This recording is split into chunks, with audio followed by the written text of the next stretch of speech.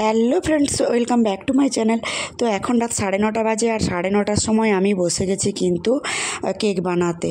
তো ভাবলাম যখন এত রাতেই বানাচ্ছি তো প্রায় সবার খাওয়া দাওয়া শেষ হয়ে গেছে, তো এর মধ্যে কেকটা তাহলে আমি আপাতত ভিডিও করে তোমাদের সঙ্গে একটু শেয়ার করতে পারি। তো কেক কেমন পদ্ধতিতে বানাও অবশ্যই আমাকেও শেয়ার করো, আর আমি কেমন পদ্ধতিতে বানাই তো আমি সেটাই শেয়ার করছি। দেখো, আজকে ছিল সোমবার, আর সোমবার চৈত্র মাসের সোমবার মানে তো নিরামিষ। জেনারেলি কেকের জন্য যেটা এসেনশিয়াল সেটা হলো ডিম, কিন্তু ডিম দিয়ে তো বানাতেই পারবো না, আর আমার মাথায় আজকেই যেতে চেপেছে যে আমি আজকেই বানাবো। তো কি করা যাবে, তো চলো, বাড়িতে ছিল টক দই যেটা অ্যাভেলেবেল সবসময়ই থাকে, ওটাকে মোটামুটি জল ঝরিয়ে নিয়েছিলাম এই 4 চামচ মতো। ওটা জল ঝরিয়ে নিয়ে কিন্তু বেশ ভালো করে ফেটাতে শুরু করে দিয়েছি, আর ফেটানোর পরে দেখতেই পেলে একটা ক্রিমি ফর্ম এসেছে। ক্রিমি ফর্মটাকে কিন্তু নিয়ে তার সঙ্গে দিয়ে দিলাম 2 টেবিল চামচ হচ্ছে সাদা তেল বা রিফাইন তেল। ওটা দিয়ে আবার একটু ফেটিয়ে নিলাম। তেলটা দইয়ের সঙ্গে বেশ মাখো মাখো হয়ে আসার পরে আমি কিন্তু এখানে দিয়ে দিলাম 4 চামচ চিনি। এবার দেখো, চিনিটা হচ্ছে যে যার প্রয়োজন মতো দেবে, কারণ কেউ বেশি মিষ্টি পছন্দ করে, আবার কেউ কম মিষ্টি পছন্দ করে। যেহেতু আমার বাড়িতে সবাই বেশি মিষ্টি খেতে পছন্দ করে, তাই আমি চিনিটা একটু পরিমাণে বেশি দিলাম। ইভেন আমার একদমই পছন্দ না বেশি মিষ্টি, কিন্তু এখানে না পারলে তোমরা সুগার পাউডার ইউজ করবে, ও মানে চিনিটাকে মিক্সিতে ডাস্ট করে নেবে, ওটা খুবই ভালো যায়। তো আমি কিন্তু সময় পাইনি, তাই ওই জন্য একদম চিনি দিয়ে দিয়েছিলাম। তো ভালোভাবে মোটামুটি ফাটানোর পরে মিলিয়ে এসেছিলো, একটু জল ছেড়েছিল আর কি।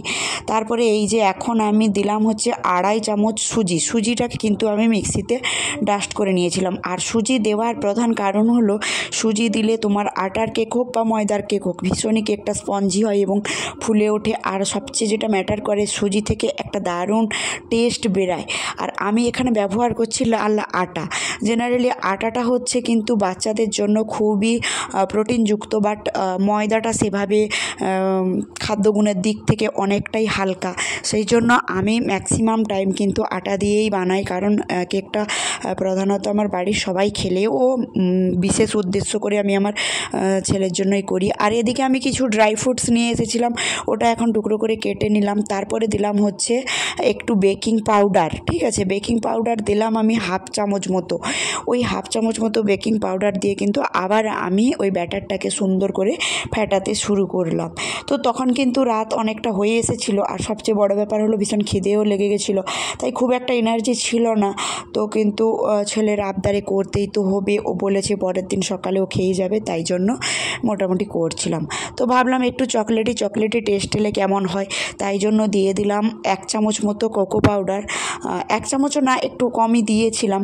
তো এখানে না কোকো পাউডারটা অপশনাল, কেউ চাইলে ইউজ করতে পারো, না চাইলে কোকো পাউডার ছাড়াও তোমরা ভ্যানিলা এসেন্স দিয়ে ভ্যানিলা ফ্লেভার করতে পারো।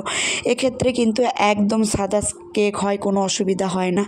আর এই যে দুধটা এখন দিচ্ছি, দুধটা হলো জাল দিয়ে ঠান্ডা করে রাখা। দুধটা কিন্তু অল্পই দিলাম, দুধটাও সেই দেখো সেম 2 চামচই দিলাম আমি এখানে একটা মেজারমেন্ট কাপ নিয়ে ব্যবহার করতে পারলে ভালো হয়। যেহেতু আমি পরিমাণে অল্প করছিলাম, তাই আমি একটা চামচ নিয়ে নিয়েছিলাম। ওই চামচকে মাপ করে কিন্তু আমি সমস্ত উপকরণগুলো একে একে মেশাচ্ছিলাম। তারপরে দিলাম হচ্ছে ভ্যানিলা এসেন্স এই কৌটার মধ্যে আমার যতটাই ছিল আমি দিয়েছিলাম। বাট ভ্যানিলা এসেন্স এই পরিমাণ, যদি তুমি প্রায় ধরো 500 মতো সুজি দিয়ে ব্যাটার তৈরি করো, সেখানে কিন্তু ভ্যানিলা এসেন্স 2 চামচ দিতে পারো। কিন্তু আমি ভাবলাম যে অল্প একটু রেখে আর কি হবে, অনেক দিন ধরে শিশিটা কাটা ছিল সিলটা, তাই জন্য কিন্তু আমি পুরোটা দিয়ে দিলাম, একটু ভালো সেন্ট হবে এই কারণে। ঠিক আছে, তবে এক্ষেত্রে ডিম দিয়ে যদি ভ্যানিলা এসেন্স একটু বেশি দাও তাহলে সবচেয়ে ভালো হয়। কেকের ক্ষেত্রে ভ্যানিলা এসেন্স এতটা প্রয়োজন হয় না, কারণ কেকের কোনো ফ্লেভার নেই। আর হ্যাঁ, একটা কথা আমি ভুলে গেছি, যেটা হলো কিন্তু কেকের মধ্যে আমি 1 চিমটে নুন দিয়ে দিয়েছিলাম। আর তারপর হচ্ছে এখানে 1 চিমটে দিলাম খাওয়া সোডার একটা কিন্তু সময় আছে, মানে ওই খাওয়া সোডা দেওয়ার পর কিন্তু ব্যাটারটাকে খুব বেশিক্ষণ ধরে রেস্টে রাখা যাবে না।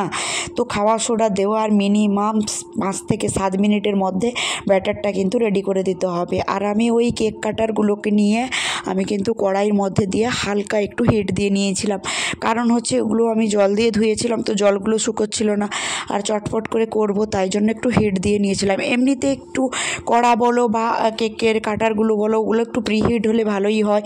তো যাই হোক, আমি সেগুলোর মধ্যে ননস্টিক কড়াইয়ের মধ্যে এই কয়েক ফোঁটা তেল দিয়ে কিন্তু ব্রাশ করে নিয়েছিলাম, আর সেই ব্রাশটা কিন্তু প্রত্যেকটা কুকিজ কাটারের মধ্যে লাগিয়ে দিয়েছিলাম যাতে কিন্তু সহজে এগুলো ছেড়ে আসে। তারপর এখন হচ্ছে ব্যাটারগুলো দিয়ে দেওয়ার পালা।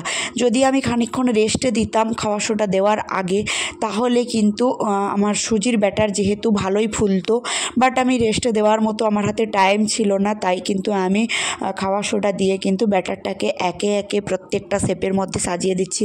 তো এখানে তোমরা দেখতে পাচ্ছ আমি কিন্তু স্পুন দিয়ে সাজিয়ে দিচ্ছি। তবে স্পুন দিয়ে সাজানোর সময় আমি একটা ভুল করে গেছিলাম, আমি কিন্তু মানে আর একটু কম দিতে পারতাম, আমি একটু ভরাট ভরাট করে দিয়েছিলাম। আর এতে কী হয়েছিল, কেকটা বেশ ফুলে ফেপে উঠেছিল।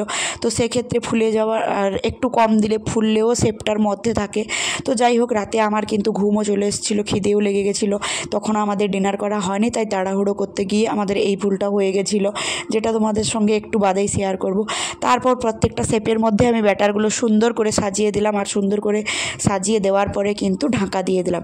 তো ননস্টিক কড়াইয়ের মধ্যে ঢাকনাটা একটা ছোট্ট ছিদ্র আছে, এখানে আমি একটা টুকরো কাগজের নিয়ে ঢাকাটা বন্ধ করে দিলাম। এখানে তোমরা চাইলে একটা লংও ঢুকিয়ে দিতে পারো।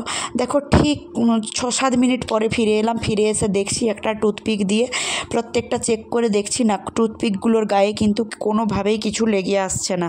তার মানে বোঝা যাচ্ছে যে কেকগুলো আমার একদম কমপ্লিটলি রেডি হয়ে গেছে। এবার শুধু গরমটা ঠান্ডা হলে গিয়ে কিন্তু ওই মোল্ড থেকে ছাড়িয়ে নিয়ে আসার পালা। তবে হ্যাঁ, দেখতেই পাচ্ছ আমি যেটা আগে বললাম যে আমার কিন্তু সুজির ব্যাটার, তো কেকটার উপরে নিচ কি সুন্দর একটা কালার নিয়েছে, দেখো খেতেই কিন্তু ভীষণ স্পঞ্জি এবং খুব সুন্দর হয়।